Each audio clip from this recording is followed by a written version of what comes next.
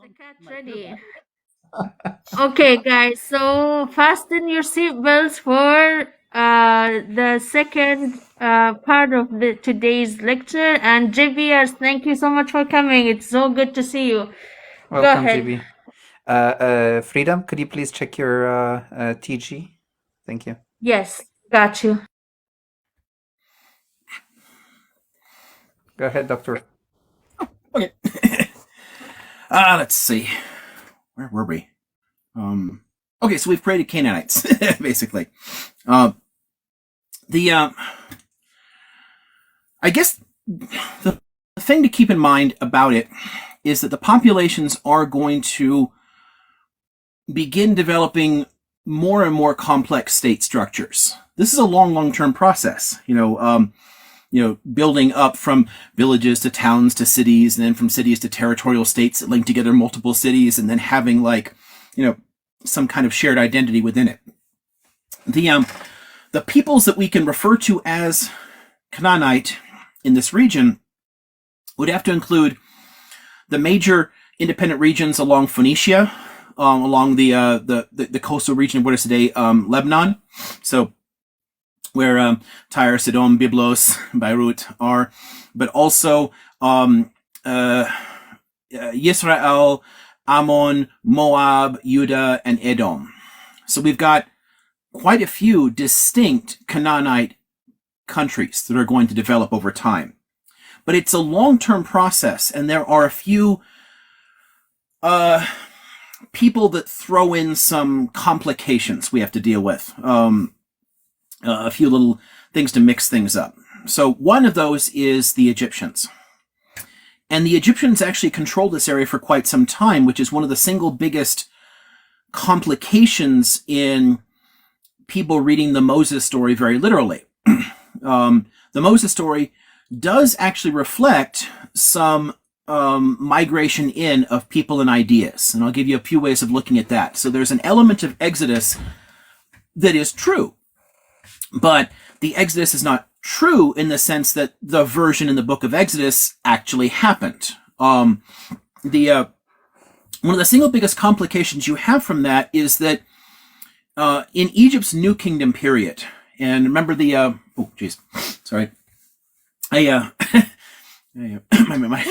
my nose actually randomly started bleeding in between these things. Now I'm still trying to make sure it's still fine. The New Kingdom period, when we add these little distinctions in separating Egyptian history, the Egyptians didn't recognize that. They didn't think about it at all. As far as they were concerned, it's one continuous 3,000-year stretch. And also, Egypt never lost a battle or suffered any misfortunes. They didn't bother writing down the bad stuff. So it's really been an interesting process of developing our understanding of Egypt and piecing together all the material. But we know that when they suffered some defeats with the Hyksos period, and that Hyksos period, we do have to connect to some Levantine context. There's an outside people that ride in and conquer the area, that take control of Lower Egypt. Now, for anybody who doesn't know, that Lower Egypt is the part that's in the north. So it's the part from the delta and then a little bit down the Nile Valley, because rivers flow downhill. So Lower Egypt is the northern part, and that was actually conquered from the outside. And this is the first time that this has really happened in Egypt's history, because Egypt has deserts on both sides, desert and tons of waterfalls and cataphracts and whatnot to the south along the river, and then the Mediterranean Sea to the north. It's really well protected. So it's in many ways quite isolated in the ancient world, but is known and interacts with people, but on a smaller scale.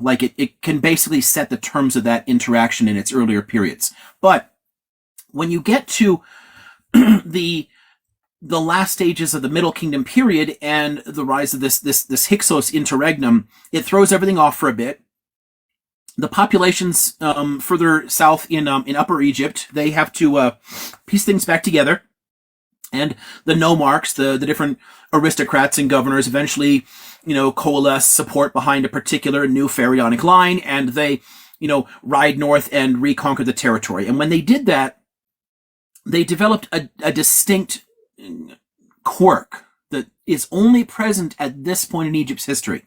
It's the only time in ancient Egypt where Egypt is a conquering empire, where it decides, in essence, that the best defense is a good offense. If we conquer areas around us, we'll have buffer zones and they won't be able to get to us. So they move west along the northern coast into what they called Libya, but wasn't actually Libya yet. You know, like Libya is actually further west than where ancient Libya was. But they move along the coast and take that area. They move far south into where, Sudan, Black Africa is, and take territory there in Nubia and Kush. And then they head northeast and take the Levant all the way up to where, the border area between where today Syria and Turkey is, and hold all of that area for a while. And the idea here is that now if anybody wants to come to Egypt, they have to go through all these areas first. They didn't colonize the areas per se, in the sense of setting settlers. They colonized them, but they didn't settle in the area per se. They established forts and fortifications, and they sent troops into the area constantly and interacted. But what they were doing was they set up a bunch of vassal states, because as a quirk in Egypt, and I don't want to get into their culture and their religion, but Egyptians wanted to live in the Nile Valley and die in the Nile Valley, because if they weren't buried there, they didn't have access to their underworld. So they never wanted to live far from the Nile Valley. But they wanted to control the territory, so they established all these interesting buffer states. And Canaan falls into that in the 14th century BCE. There's a series of conquests, they seize control of the entire area, and the whole area is literally part of New Kingdom Egypt. So if you get into the later, Moses story, and you think about that whole, we're going to ride out of here and cross the Sinai and go around and into Palestine and, settle there and create our Holy Land, well, it's sort of like, I think one of the kind of analogies I'll use sometimes with students is, if the FBI is chasing me and I run from California to Arizona, can I get away from them? I mean, there's different local levels of administration, different state cops that can get after me, but the FBI is part of the larger country, Palestine was literally part of Egypt's empire. So there would be no way for 600,000 people or whatever to fly into this area and escape Egypt. So that part of the story doesn't make sense, but the story itself takes on its written form the way that we understand it much, much later. And it does reflect some actual historical developments and explains some important historical developments. So I will come back to it, but I'm going to come back to it far after where people place it chronologically. So if you've ever seen people put the Exodus story chronologically in the time of Ramesses II during the New Kingdom, it's literally impossible. It is literally impossible for the Pharaoh, the unnamed Pharaoh in Exodus, to be Ramesses II, because Ramesses II literally controlled Palestine. It was part of his empire. And I don't know why it's still so widespread that we can pass those stories along. Why do we have these Prince of Egypt type cartoons or whatever repeating these stories when we have known for a long time that it's nonsensical in that way? But the key here is to understand the Egyptian interregnum. It does have some consequences, in today Jaffa, right? So the Arab city that was annexed into Tel Aviv, in that peninsula, on a hill in it, you can actually find the remains of an Egyptian fort that have been dug up. So we literally can see the presence there. All through Palestine, we've dug up remnants of Egyptian culture. We found statues of Egyptian gods, because Egyptian troops were literally on the ground interacting repeatedly. What would happen is, again, since they don't want to live there full time, they would go on campaigns regularly, because they'd have all these different vassal territories, people's ruling over it. And when they would rebel every now and then and try to reassert independence, the Egyptian army would come in and crush them again. Egypt is actually the first power in world history to be able to afford a full-time standing army and constant military campaigns, because the Nile Valley is so agriculturally productive. It has such a massive surplus in food, and the food is so easy to produce there that they're just swimming in it. So they can export food, they can afford tons of soldiers that don't have to do any other job but prepare to fight or whatever. So they don't really care that every now and then a vassal revolts and they have to send armies in. No big deal at all. It actually keeps those troops busy and keeps them from causing other problems. So, sort of normal for them. There's a long, long stretch of this. Now, during the New Kingdom period, and actually right in between, chronologically in between the earlier conquest periods to take the territory, so times of people, well-known rulers like Merneptah, and then later figures that we know well like Ramesses II. In between, you have an interesting period in Egypt's history that we call the Amarna period, where a a visionary ruler, Amenhotep IV, decides to create a radical new religious interpretation. He picks a hitherto minor Egyptian deity and makes him the be-all, end-all god. There's ways to interpret this. There's two different ways to interpret this. There are some scholars that point to the Atenic faith as henotheistic, which means that you don't deny the existence of other gods, but you choose to worship only one, and you put them ahead. And there's others who make it the first state-sponsored monotheistic cult.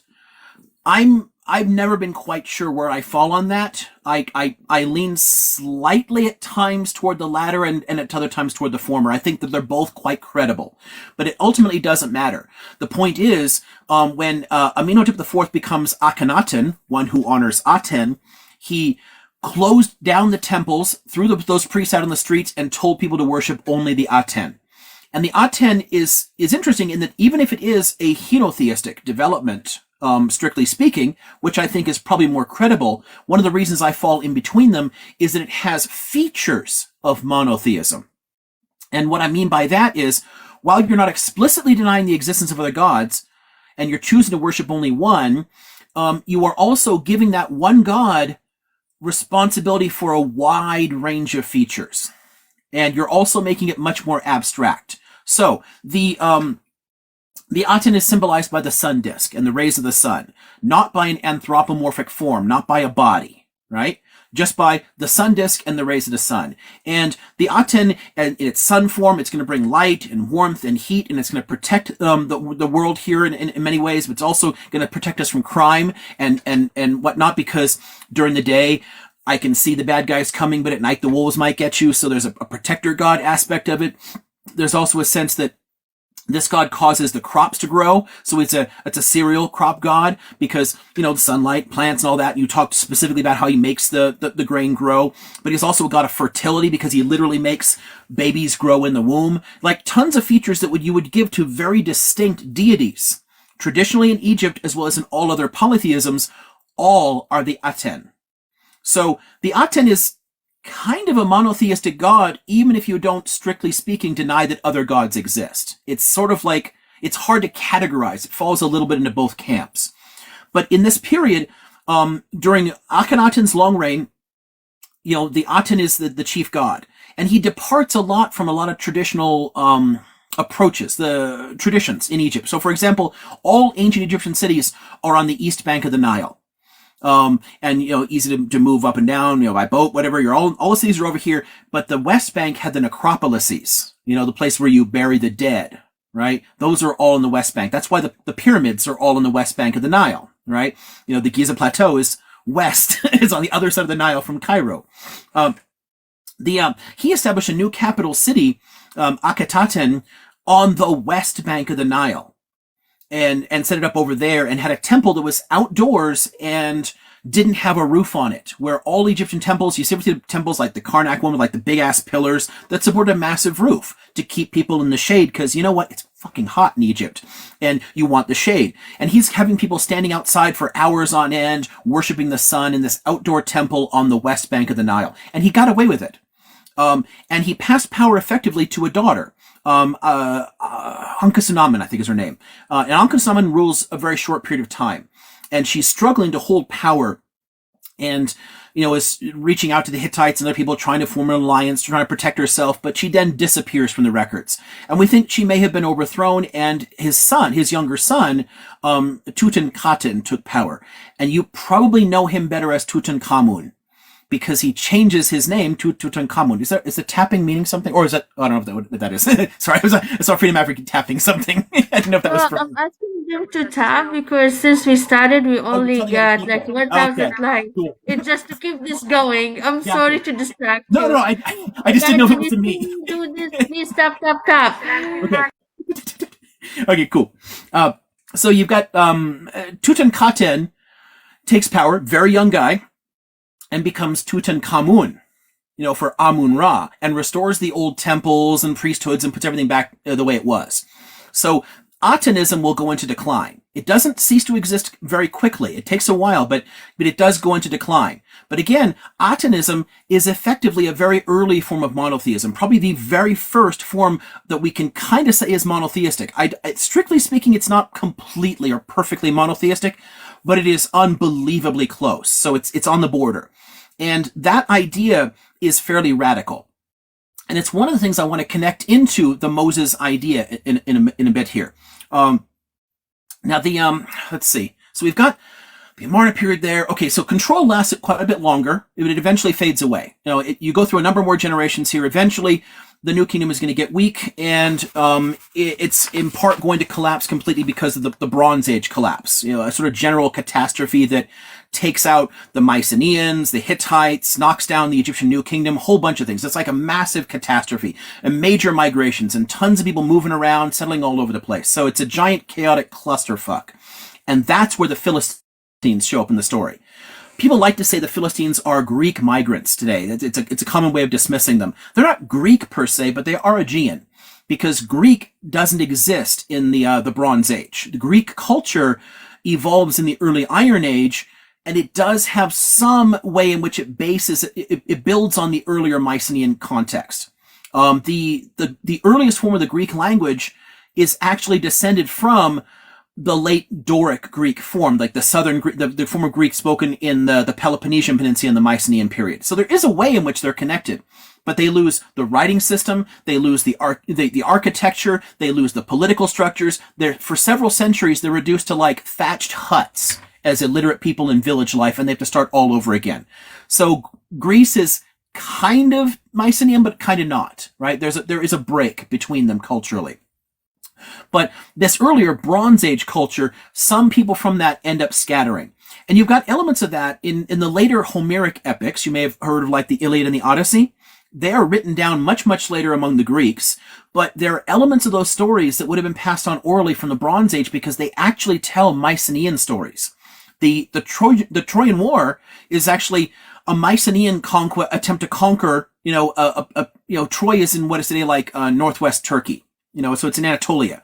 And it's literally part of the Bronze Age collapse. The Mycenaeans were taking advantage of the catastrophes around them and attacking. They're like playing the Viking, like riding out and attacking people and contributing to this.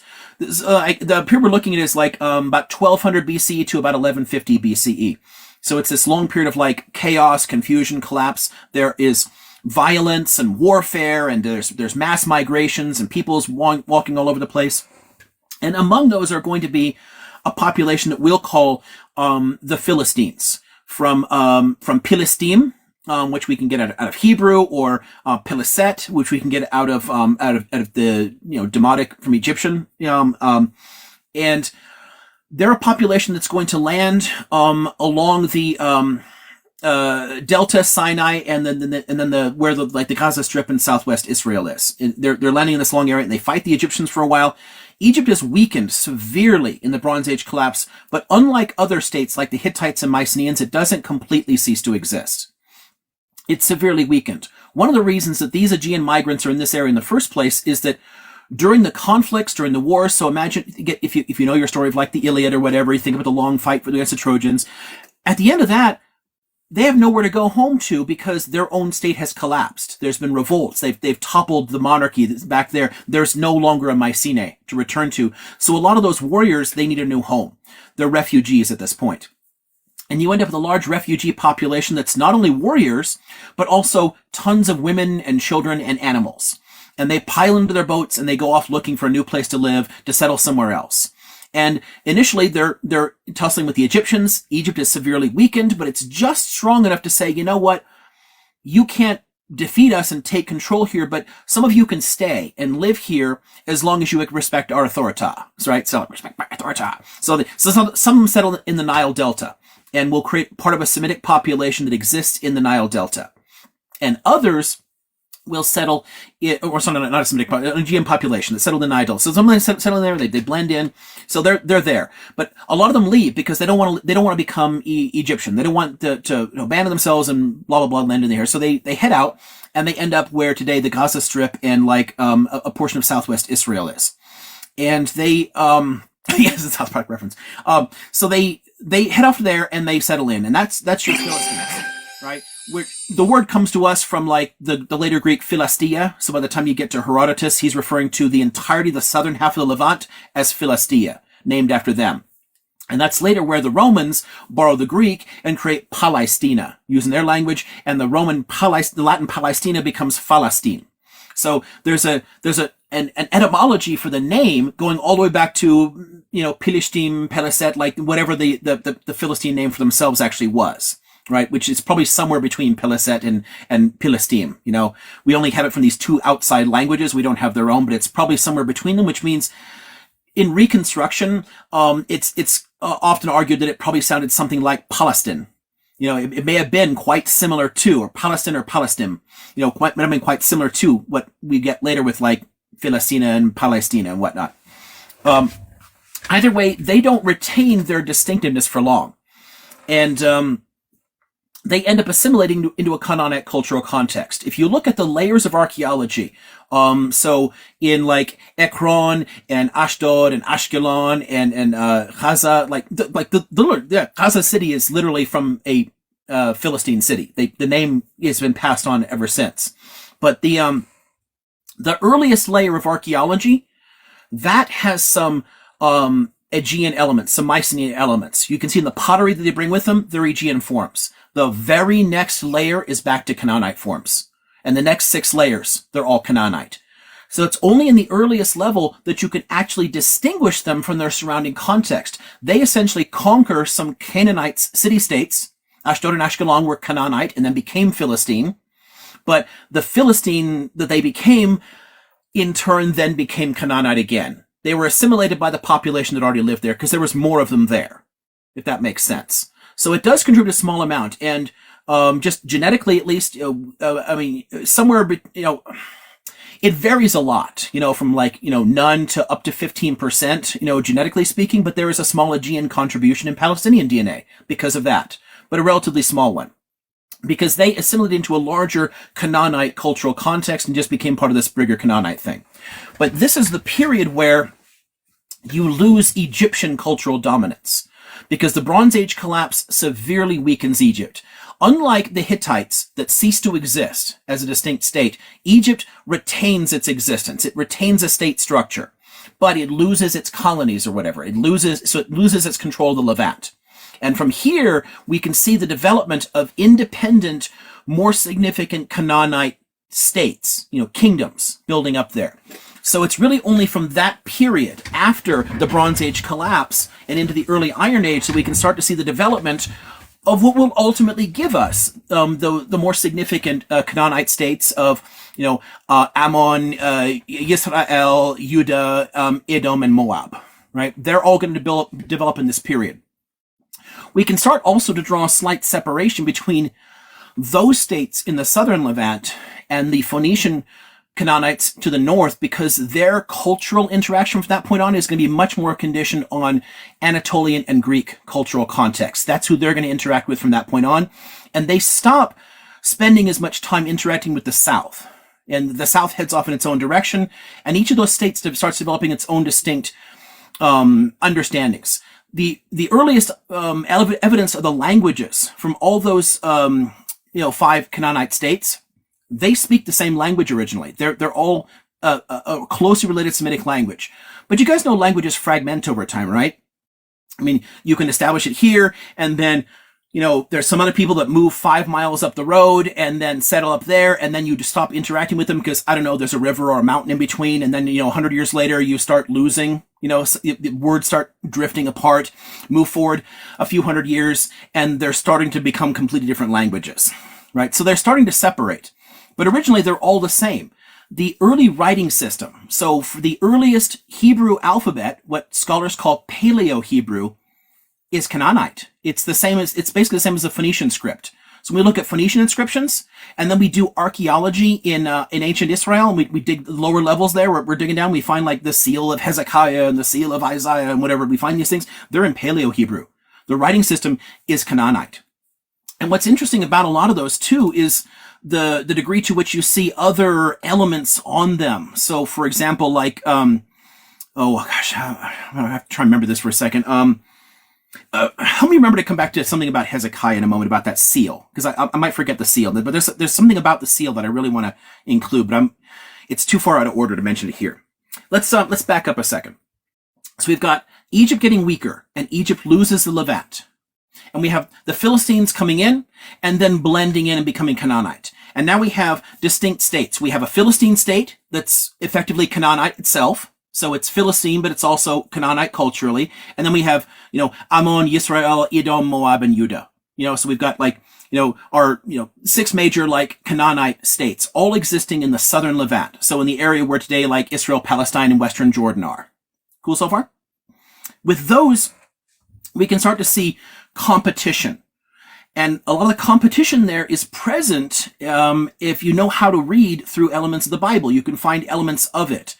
The original story of a united monarchy of David and Solomon, like a united empire that broke apart into Israel and Judah, is historical fiction. It's a later political mythology made up to justify a later seizure of that land by Judah. So I'll come back to the specific of that later, because that takes us a bit further forward. But if we're looking at the time when it's supposed to have happened, if you think about the Moses moving in, the Exodus, right? And then the conquest under Joshua. So the biblical narrative has an outside force, of Israelites coming in under Joshua, from the east and conquering the Canaanite city-states.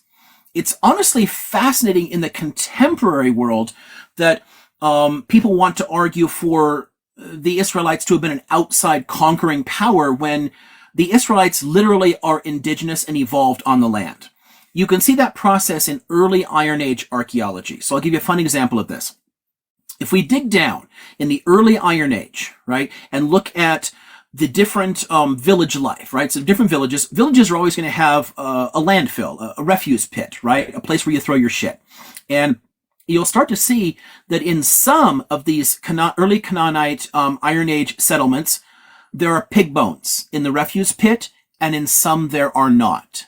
So a dietary prohibition is developing. That's the beginnings of a cultural divergence. The people are starting to come up with specific ways of thinking of themselves, right?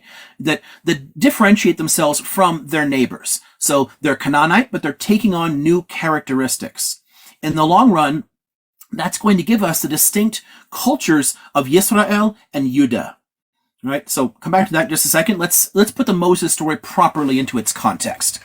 If we look at the Moses story, there are 2 things we can point to, and scholars historically have warred over which of these 2 narratives is the one that's accurate, and I think that that's a mistake. I think that the story is written in such a way as to include elements of both deliberately, because you're trying to explain why there are some interesting changes in the hill country cultures. The seal's in a bit. So run me again in 5 minutes or something, maybe. So those 2 territories, the hill country, and this is one of the reasons this is problematic for religious Zionists today, the hill country, where the West Bank is, that's the biblical heartland, not the coast areas. And not the part of across the east bank of Jordan. It's literally in the hill country where Yisrael in the north and Judah in the south develop, and both of them play an important part in the development of what will become Judaism, but in different ways. The Moses story gives us 2 things. First, I have to introduce a completely different people that are relatively less well known. Midian is a state in the far northwest of Arabia. So where you look at where Jordan is on a map, and then go slightly south from there.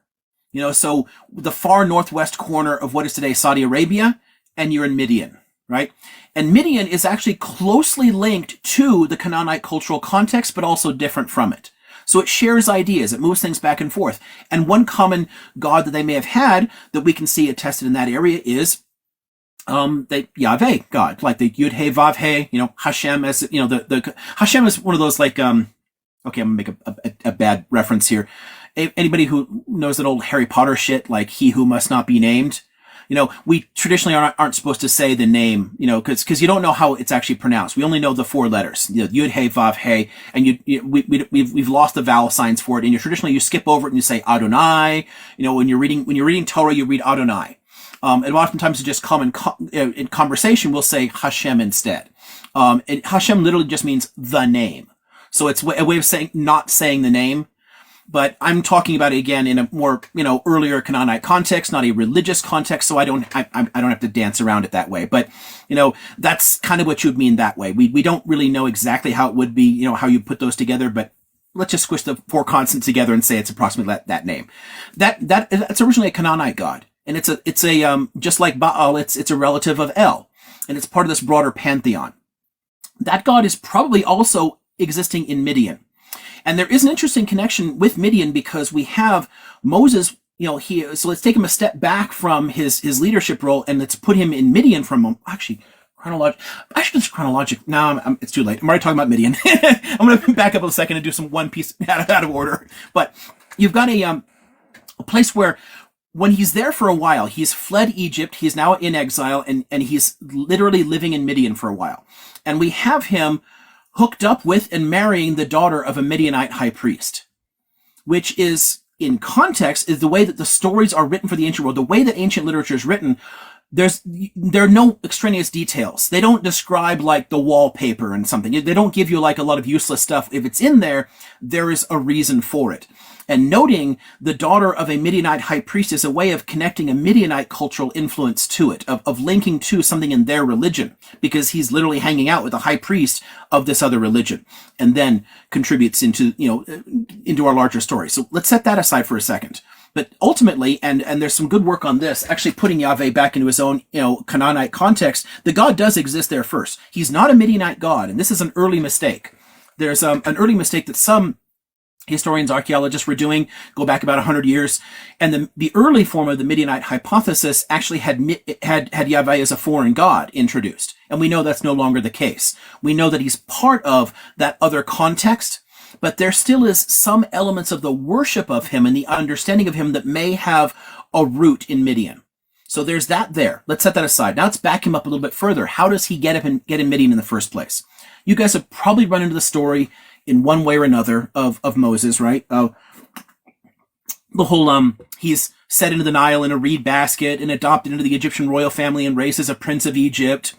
And then later gets in a fight with a taskmaster and kills this guy because he's beating a slave up. And, it's actually interesting because there's a nice tension there between the particularism, the tribal nature of the Jewish faith, and its universalism in the sense of its ethics, because he's not defending a slave because it's a Jewish slave, because he's not Jewish and Jews don't exist, and he doesn't think of himself as Hebrew. He thinks of himself as Egyptian. Even in the context of the story, he would have grown up as an Egyptian, speaking their language and having their culture. So whether or not he was originally Hebrew, and I think that's the part that's probably added on fictionally, the whole, oh gosh, take a step further back. The story about being put in a reed basket and set in the river and adopted into a royal family? Long predates that. That's literally Sargon the Conqueror, Sargon the Great's origin story in Akkad. Sargon of Akkad was also put in a reed basket, floating down the Euphrates, adopted into the royal family of Kish, and raised in the royal family, rises to become the cupbearer to the king of Kish, and then kills the king and becomes the king and takes over. So like that origin story of rising from humble origins there is paralleled consciously, I think, in the early, the childhood narrative of Moses. So that part we don't really need. What we do need to know is he's literally a prince of Egypt in the story, right? He's literally from an Egyptian cultural context. And you can actually take his name, Moshe, and etymologically trace it back into the Egyptian language, just like you can with the brother Aharon, right? Their names originally are Egyptian that take on a Hebrew form and a Hebrew meaning later. And there are several figures around the Exodus story in the book of Exodus. Their names are Egyptian in origin.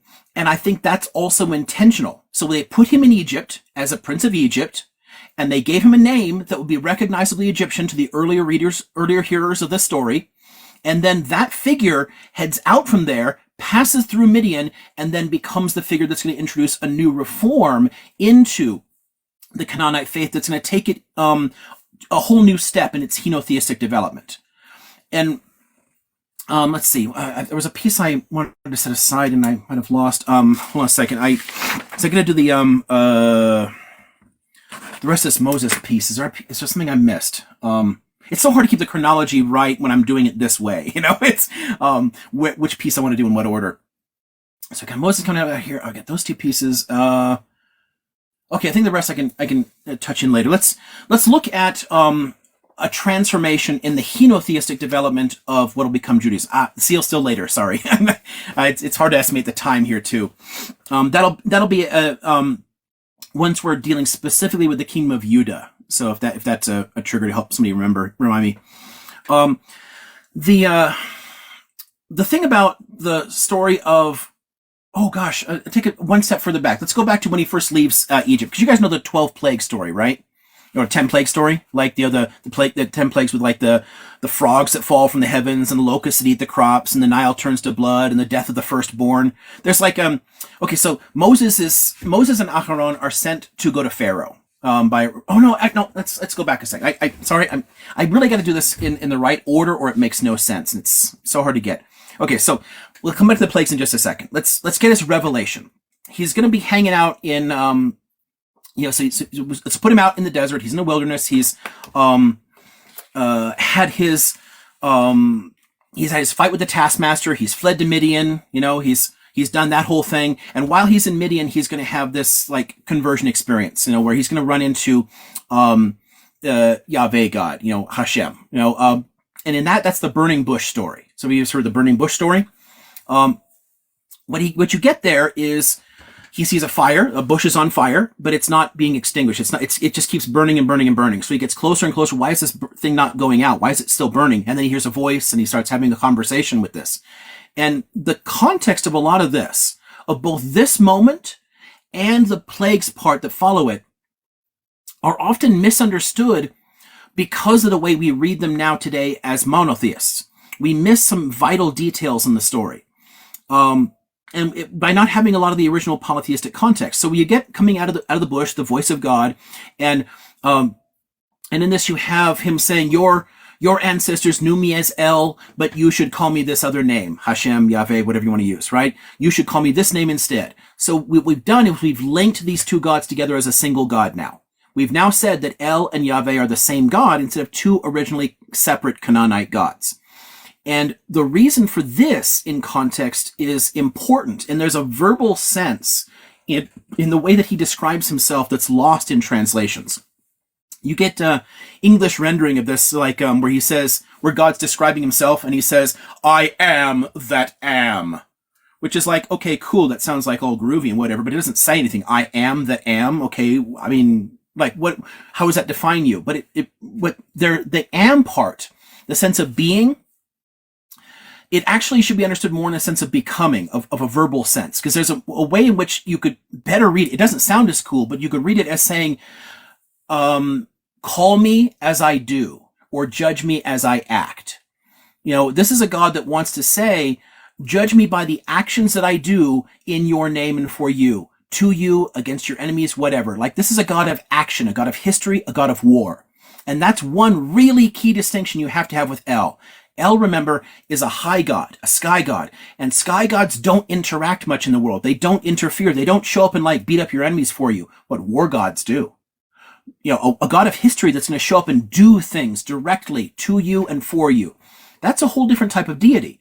And what we're doing here is we're combining the El and the Yahweh form, creating a single composite henotheistic God that you're going to follow that is actually now a God of history, a God of action, right? One that's going to do things. And that's a marked difference, too, from the way we've looked at it before. And I think using the burning bush, too, also is a step into abstraction.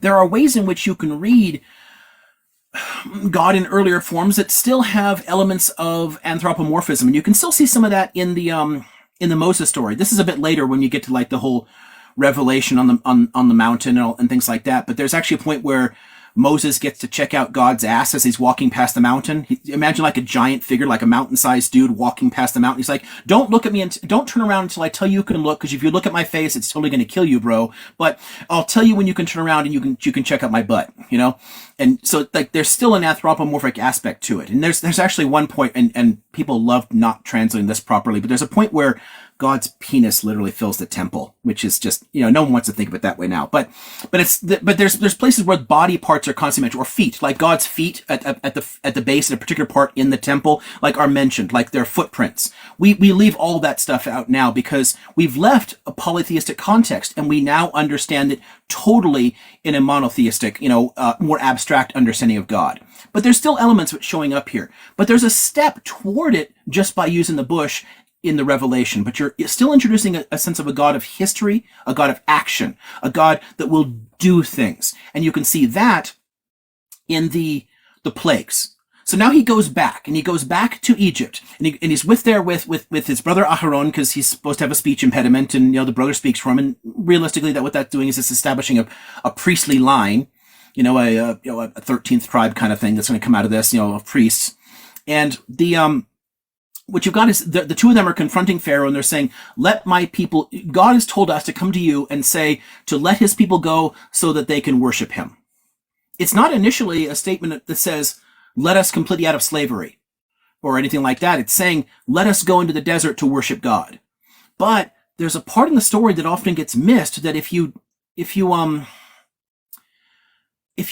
not careful with it, it kind of makes God sound kind of like a dick, because he's basically, whenever Pharaoh is thinking about letting the people go, he's like, I could do that. And then the text says, and then God hardened Pharaoh's heart so that Pharaoh would say no. So it turned out, and then a plague comes, right? And then the plague causes the devastation. So frogs will fall from the sky, locusts will eat the crops, the Nile will turn to blood. It goes on in 10. And the 10th one is like the firstborn male of every family dies, including in Pharaoh's family. And it's like, and at that point, finally, you can let them go. The Pharaoh's never named. The Egyptians aren't important to the story. They don't matter. Because the plagues themselves are a demonstration of God's power. That's all they're there for. This is a way of showing this is a God who will do things for you, to help you, to protect you, to save you from things, as long as you're faithful to him. This is a demonstration of God's power and majesty. And you have something similar in the wandering in the Sinai. They're said to wander in the Sinai desert for 40 years, so an entire generation has passed away, and these descendants of the ones in Egypt won't be the ones who go into the Holy Land. All the time they're there, they have to have water and they have to have food.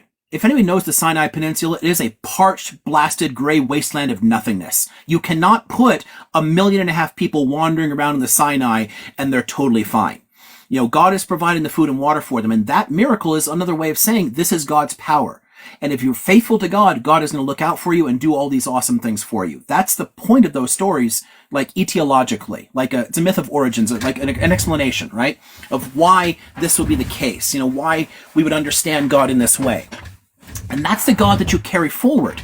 It is still not, and it's worth understanding, and there's one brief reference I'm going to make to like the whole 10 Commandments-y type episode that help you to understand that it's still not truly monotheistic, but it's much closer.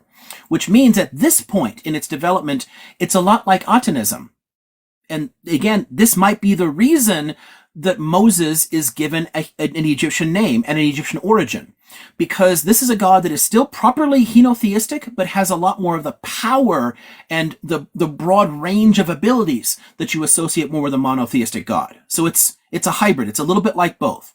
And in this sense, you can see it in the first 2 commandments, right? And I'm doing this the way that it should be in Hebrew and the way some Protestants read it, and not the way Catholics do it, because the Catholics squish together the first 2 and split the last one into 2. They read the 10 Commandments totally wrong. But the first commandment, I am the Lord your God. And the second is, you shall have no other gods before me, for I, the Lord your God, am a jealous God. Right? So, why does that second commandment make sense if it's monotheistic? Have no other gods before me, and for I, the Lord your God, am a jealous God. What are you jealous of if no other gods exist? And there are acknowledgments in the text, even in the Moses story, when he's confronting the Egyptians, like there's references to the Egyptian priests trying to call on their gods to do things. It doesn't say those gods are fake. It just says that they suck and they don't intervene. They don't do things in the same way. It's a way of showing the power of this particular God, and showing the majesty of this God and why you should only worship this God. It's basically an amplification of the old El story. Remember, you've got a henotheistic covenant with Abraham, that idea there, worship only El, but El still doesn't do much for you. So it's kind of hard to keep people worshiping only El. Why wouldn't I worship Asherah or Baal instead if my crops aren't growing properly? Now instead I can see this God is a conquering badass. This is a God who will do things for me and protect me and help me out.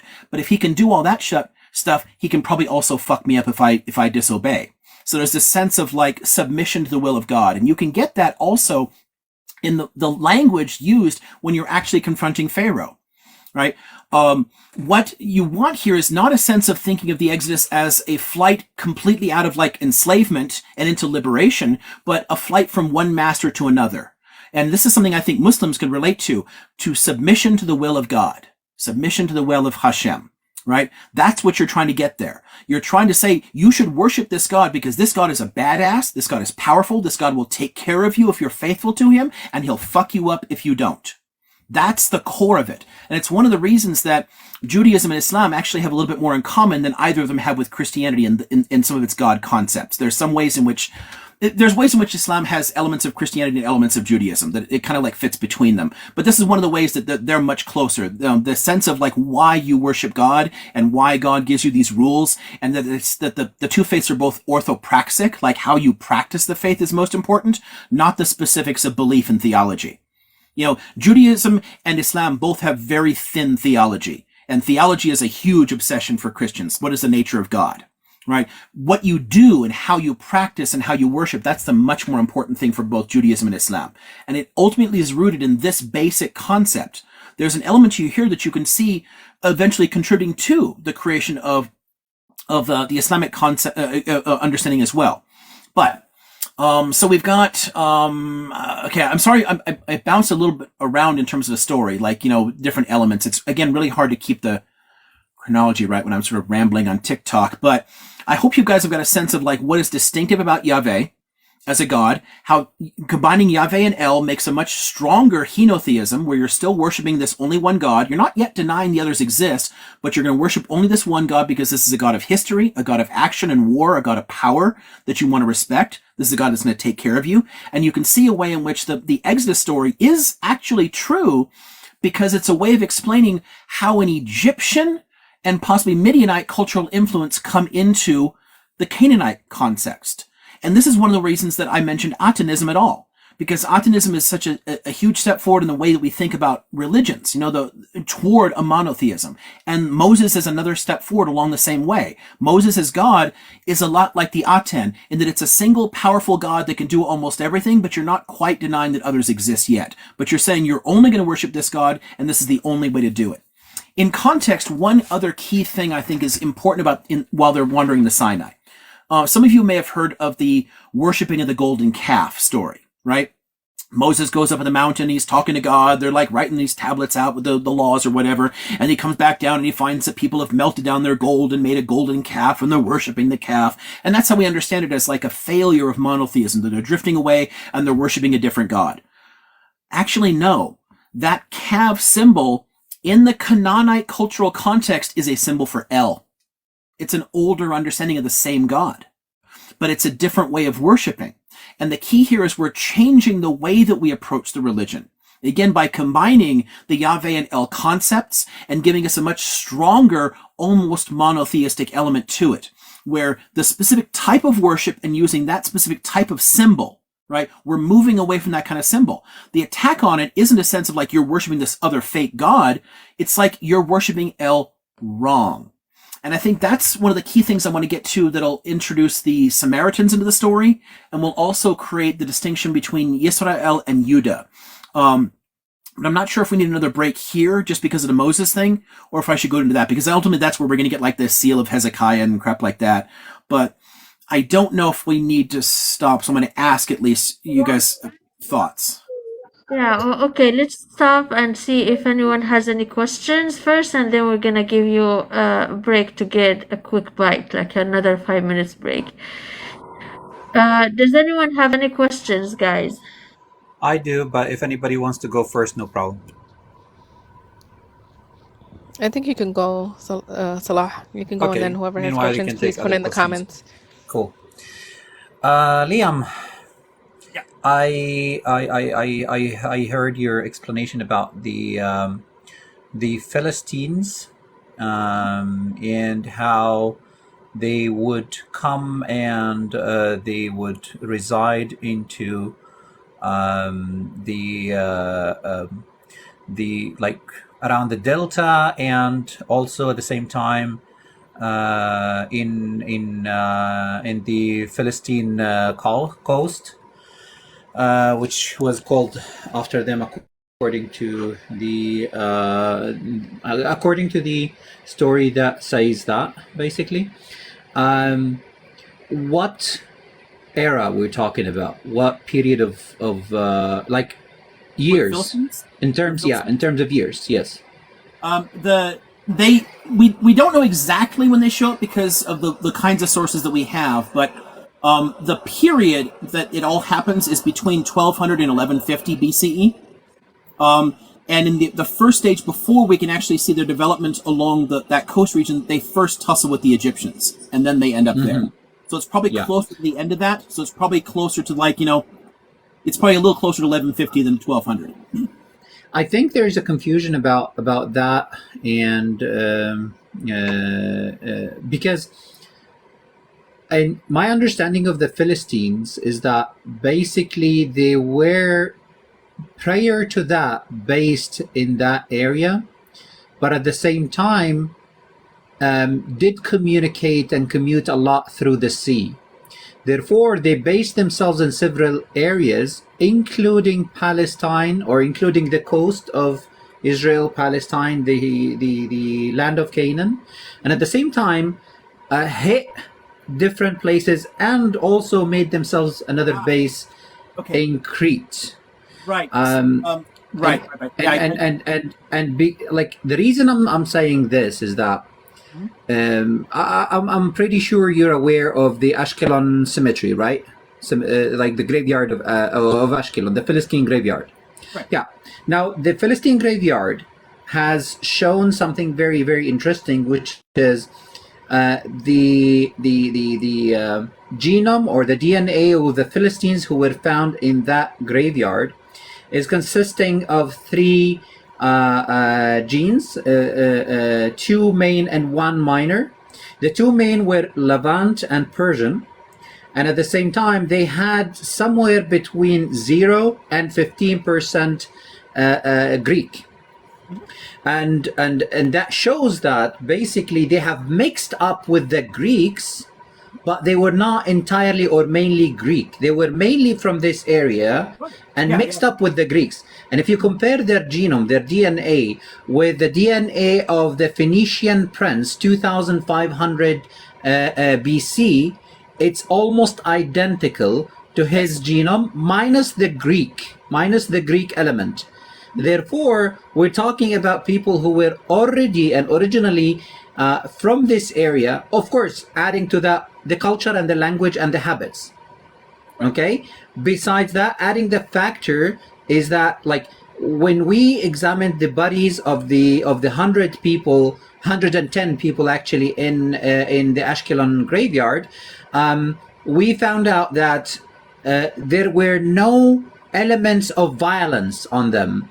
They were not fighters. They were quiet, calm people who were buried in one direction, which means they had a religion, they had a ritual, and they were all buried with perfume, which is a habit that roots back in the area also 2,000 years prior and lasted until today, because until today, Muslims and Christian in the land still do have that habit where they would bury the person with misk or amber.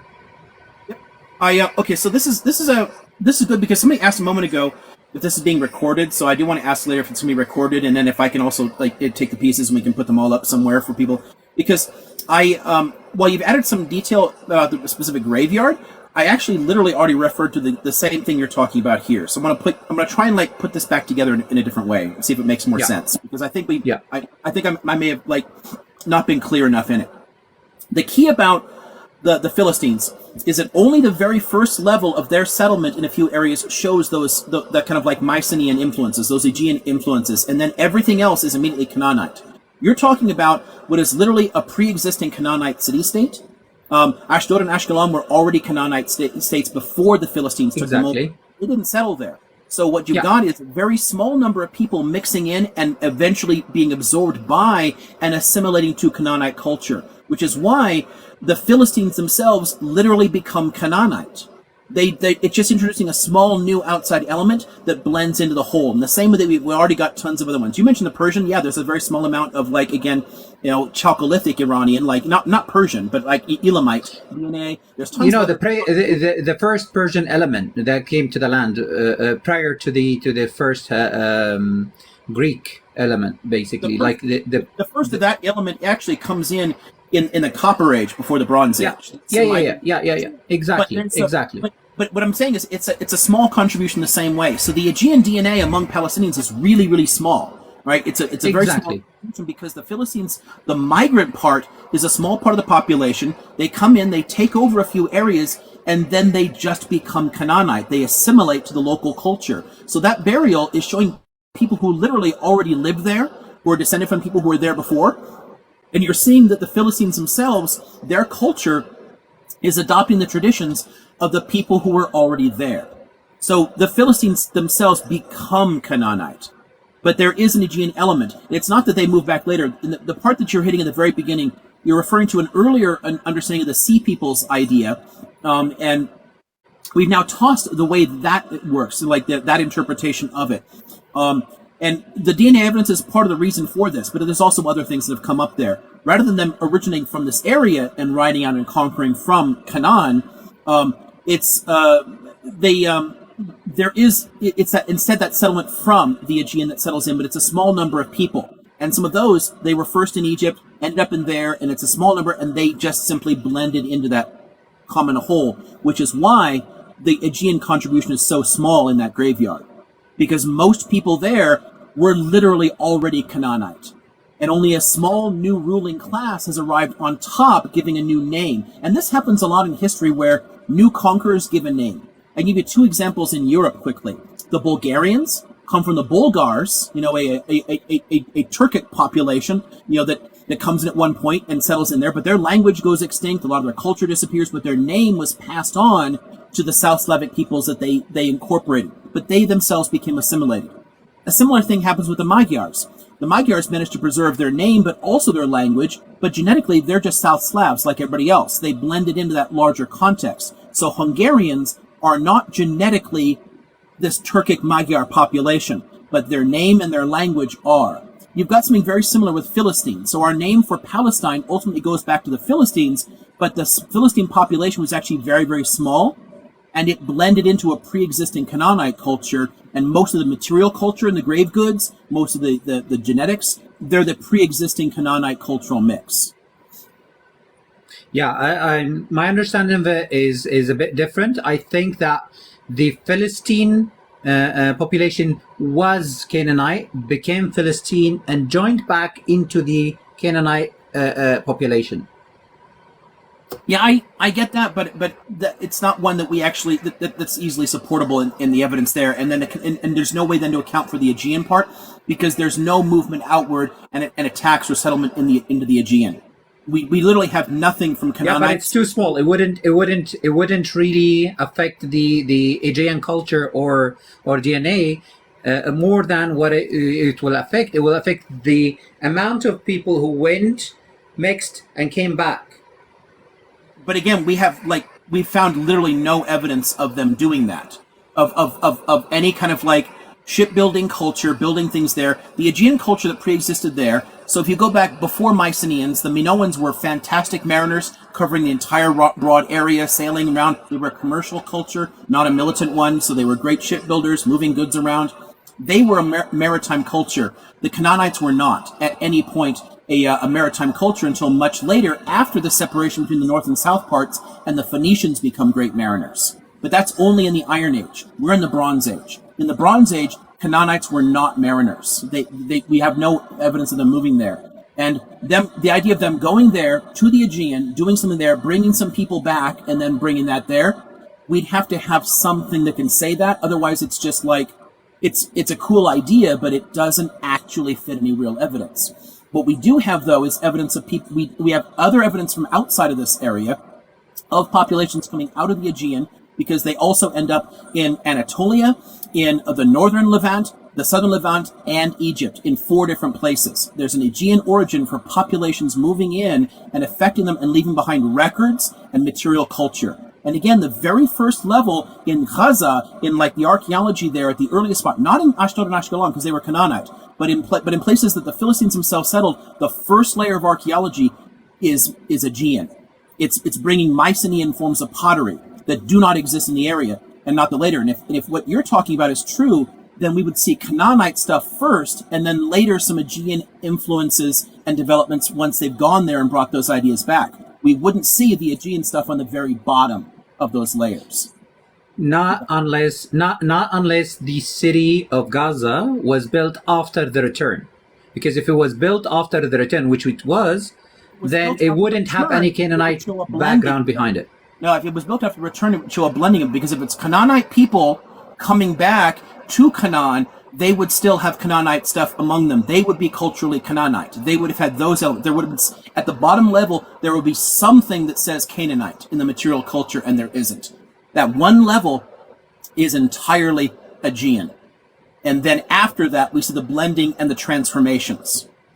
But at the very bottom level is only Aegean influences. So what we can see there is a small population showing up, found in their first settlement. From that first settlement, taking power and growing themselves, their influence, and in the process of growing their influence, their own culture disappears and they become Canaanite. They blend into that environment.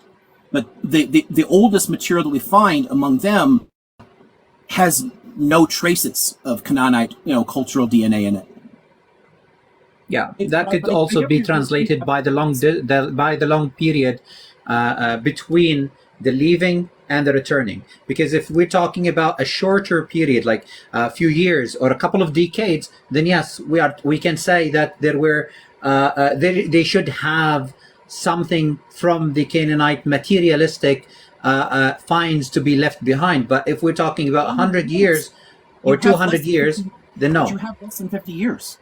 The entire you have less than 50 years to accomplish all of this. The entire period, because again, we have records from peoples all around here and tons of material culture and evidence about the Bronze Age collapse and these migrations of peoples.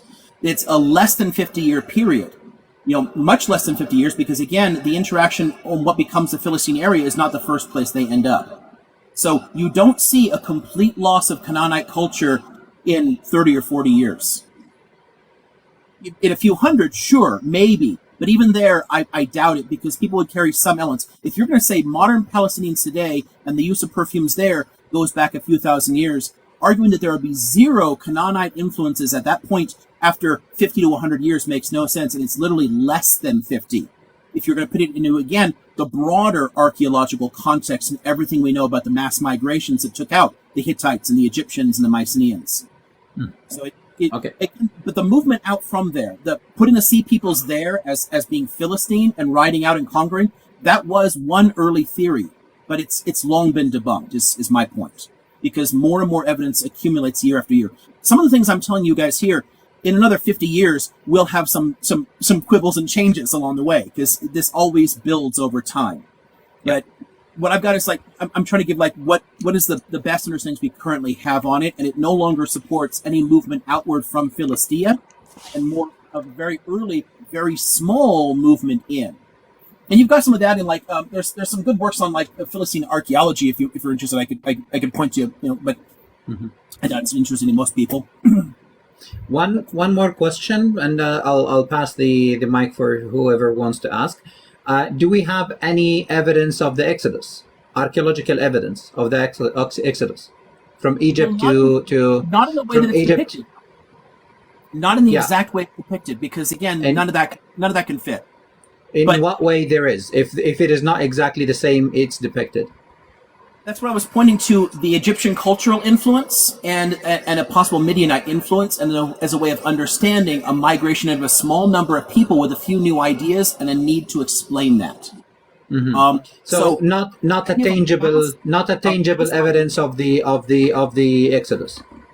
Not of a mass migration. You've got there's for a where is he at? Okay, so this is from the perspective of a good Jewish scholar, basically saying, okay, looking at all the archaeology, the Exodus as we have it in the book of Exodus is bullshit. But the Exodus is a real story. Even from his perspective, writing even from a religious perspective, he does something very similar to what I'm saying. In that it's a small number of people, a small migration that brings a few new ideas, and then the broader story is written in such a way as to explain a whole lot of things. In essence, the Moses myth is an etiological myth for why certain things originate, why we do think a few things differently than we used to. So there is an Exodus, but it's not the story as it's written in Torah. And especially since that story, and that'll be what we'll get to in like a third part here, that those books aren't written until centuries afterwards. We don't actually start to see the development of those stories until the 7th century BCE, which is, like, what, a good 5 centuries after the Exodus story is actually set. And again, the setting for it, the timing that's depicted for it, is literally during the New Kingdom, so it's not even possible that it could have happened then. So not only do we not have the archaeological details of a mass migration, the timing it's put in can't have happened. Exactly, but some kind of Exodus did happen, because we do have that Egyptian influence. We do have those changes in the religious culture, and it's a really useful way of understanding why this Jewish faith is going to develop distinctly among all the different Canaanite faiths. Like, why does it start to develop toward a monotheism instead of staying polytheistic? Because polytheism survives all the way into the Roman period in portions of the Holy Land. Well, when people try to make claims today like it needs to be an exclusively Jewish state, it literally never was at any point in any of its history. It was always mixed. You had Jews and Samaritans and polytheists and like Hellenists on the ground. There's always different people on the ground. Yeah. But its specific form of it becomes explicitly monotheistic at some point, and that leads to the genesis of the entire Abrahamic faith tradition. And that we need an Exodus to have happened. We need some kind of way of explaining why it heads in that direction.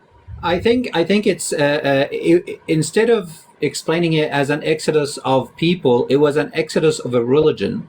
The religion came with a few number of people who would carry that mythology or religion or teachings and teach the people with it. Yeah, sort of, but we want to make sure that we don't actually blithely connect it to Atanism, which is why I also, and again, I fall in between the Midianite and Egyptian stories for it, based on the evidence, because we also have a significant amount of like existing Canaanite cultural DNA in that form. It's not Atanism at all, but it has a different concept of God. So the religion of Atanism does not go to Palestine at all. It's never in Palestine. But some people with that understanding of God instead apply that understanding to a Canaanite cultural understanding using Hashem, and from that build an entirely new faith. So it's still indigenously Canaanite in its structure, but its God concept is much more strongly henotheistic and verging on monotheism. And in that's the only way we can see that. So it's not a migration of a religion. It is a migration of some people that bring a new understanding based on that religion that becomes something completely different once it's in a Canaanite cultural context. So it's similar in a sense to the Philistines. It's a very small number of people, and ultimately what builds as Philistine culture is Canaanite, with a very tiny initial infusion of something else becomes something completely different. This what becomes eventually the Jewish faith doesn't directly come out of Atanism at all, but there's a tiny infusion at one point of a shift in the God concept that I think is crucial. Okay.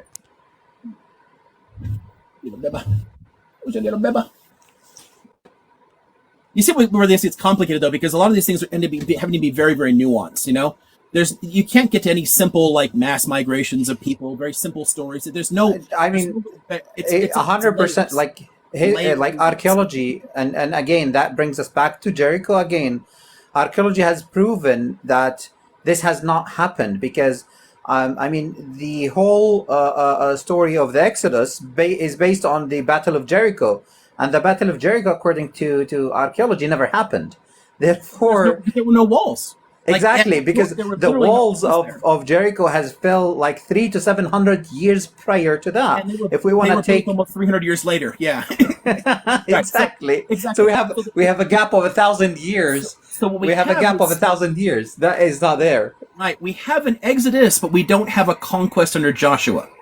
And we have something that can point to there is an inspiring figure somewhere behind in the Moses story, bringing a new revelation, a new idea, a new God understanding that blends El and Yahweh together and makes it much more strongly henotheistic. There is something there, but it's not a mass migration of people, and it's not a conquest under Joshua. They literally did not conquer the Canaanites. They are literally Canaanite. Like the Israel and Judah are Canaanite states that were originally completely separate states. So, and this is all before Judaism develops as a distinct religion. But it's coming out of that Canaanite cultural context. It's not a foreign conquest. Joshua, all that stuff is not historical. Yeah, it's a mythology. Like right, exactly. It's a political myth, and that's and the third part I'm going to get to what that political myth is and why that needs to be there. Non-equivalent, you have a question, and after that I have a question on like some people they DM me their questions directly, so I have a question after non-equivalent. Go ahead. Oh, thank you very much. Just I maybe I missed the introduction because I came in the middle of first lecture. Just as a personal, I know you are academic and secular.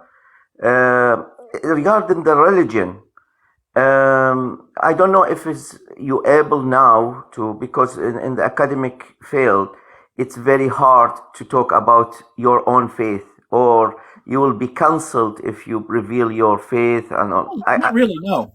People talk about it all the time, you know, and I literally talk about my beliefs. It depends on how you do it.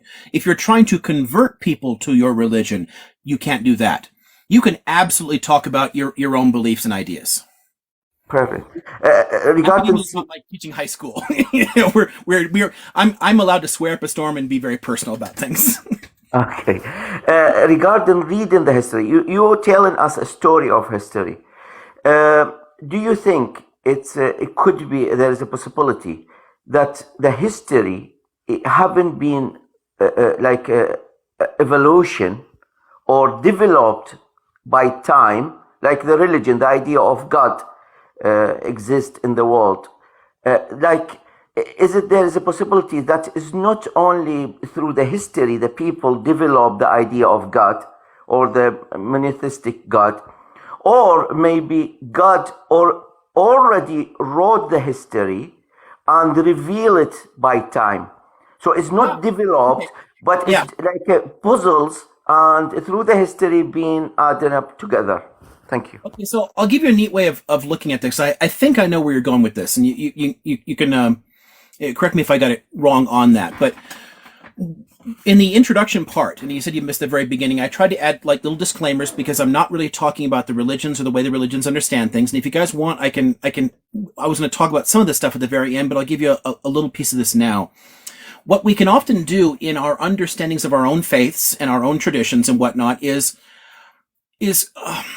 they can shift a bit with new evidence. So look at the fact that, for example, Catholics initially rejected, heliocentrism because it affected their theology, but then when it became impossible to deny, they accepted it. Now today, the Vatican literally has an observatory and physicists on the payroll, and they've accepted organic evolution since the 1940s. But organic evolution is not mentioned in the book of Genesis. So the argument there, theologically, is that God reveals things to people in ways that make sense to them at the time using their own cultural language. But as we get more and more sophisticated, then our understanding of God can become more sophisticated as well. And in that way, God is revealing himself to us in different ways now. But the faith itself can stay powerful and vital. If you say that the things that underlie Christianity historically didn't happen that way, it doesn't mean you can't be Christian at all, because Christianity at the end of the day is a way of understanding God and salvation and certain messages and moral teachings and the particular teachings of Jesus and whatever, and all of those are fine.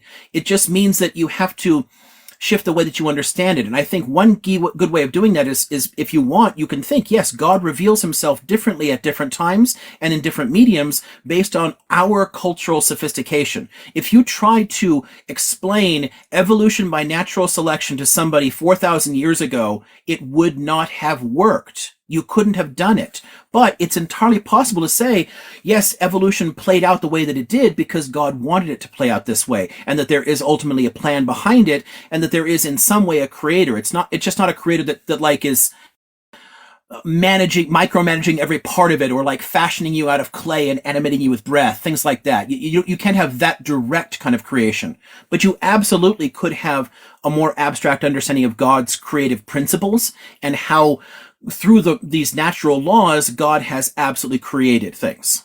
And I think that's a useful way of taking this. I think when people try to read our scriptures very literally, they not only minimize God, they reduce God, they make God much weaker in a smaller concept because you're trying to apply early Iron Age concepts, but it also, it weakens the faiths themselves. Because then if something contradicts evidence, then you end up saying, well, then if the evidence is wrong in this, then I should just toss my whole religion. Well, that's not necessary at all. The religions are still beautiful and powerful and vital on their own.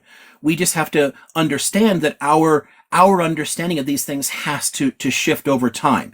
And the ancients all understood that on some level, because in the ancient world, their myths contradicted each other constantly because they were not intended to be literal. Nobody writing these myths in the ancient world expected them to be taken as literal history. And when people started doing that more recently, and a lot of the stuff only started happening in like 18th and 19th century, when we started reading Bible really, really literally, right, we're kind of missing the point. Some of that is a part, and honestly, if somebody does it well in the second, because they wanted to, when Freedom was setting this whole thing up and building this, like the next day after the Roman period starts going into like the late classical, so like the Christian and early Muslim periods, it's in that period that we start to look for our scriptures to be more directly historical, and we start locking the texts in scripturally. We don't change anymore.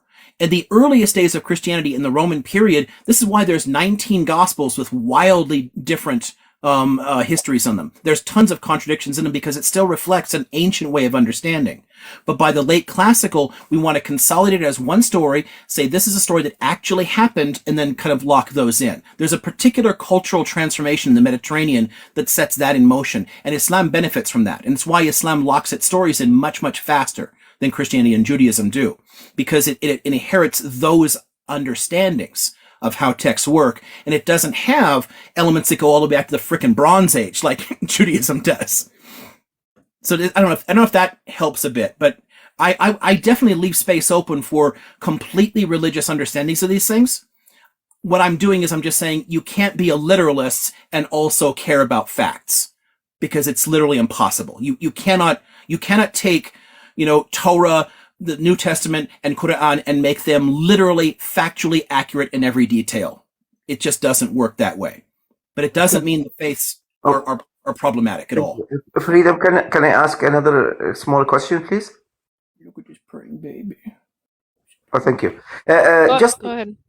Just regarding the understanding of the history, I know the Bible has been like dominating a lot of the vision of the ideas of the history, and even affect the Islamic understanding as well. But my question is regarding, for example, the story of Lot. It is in the Quran as well. But The story of what? Lot. Lot. Yeah. Lot, yeah, got it. Sorry, I just... In mainstream Muslims, they see Lot is the story is happened around the Middle East, around somewhere there, because all the prophets, they are Jewish and they are from this area. But is there is possibility that even in the Quran, it's more universal story about all the nations in the world, and Lot story as well? It could be happen like the volcano in Pompeii, for example. Is there is possibility when you read the history yourself as a historian, is there is possibility of that these prophets, maybe they are from similar roots, but they are located in another part of the universe, maybe in China, in Rome, in Africa, please? Right. I get you. Not that far away, because people would have to have knowledge of them before the stories were put down in paper or passed on orally.